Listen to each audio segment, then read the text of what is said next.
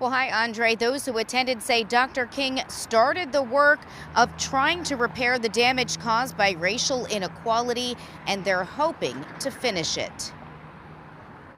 Dr. King said that injustice anywhere is a threat to justice everywhere. So this Martin Luther King Day, the Reginald F. Lewis Museum held a forum on criminal justice, where we are and what needs to change. I think the time has come, frankly, where we begin to talk about some of these other things like transitional justice, restorative justice, these types of options that people have to actually create systems that are far more sensitive to the human beings that are involved. One of the speakers was Marlo Bates. He admits to being a former drug dealer and spent 36 years in prison.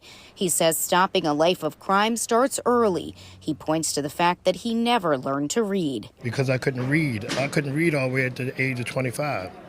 So I couldn't get no job. How could I get a job when I couldn't even fill out an application or read the application? So I took to the streets and got to selling drugs and got caught up in a life that I really didn't want to take. The forum included a panel discussion including former state's attorney Marilyn Mosby. Freeman says Dr. King never spoke about criminal justice because when he was alive it wasn't an issue.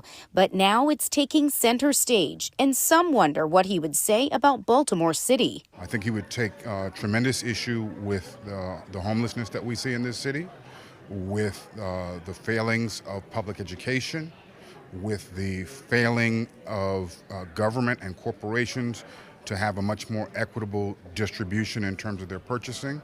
And I think he would be dismayed by the violence that we see here in Baltimore. Marlo Bates says since he got out of prison 10 months ago, he's working to help others avoid the path he couldn't. Educate yourself and try to get ahead in life the right way, because if you do it with the drugs and everything, it ain't going to last long.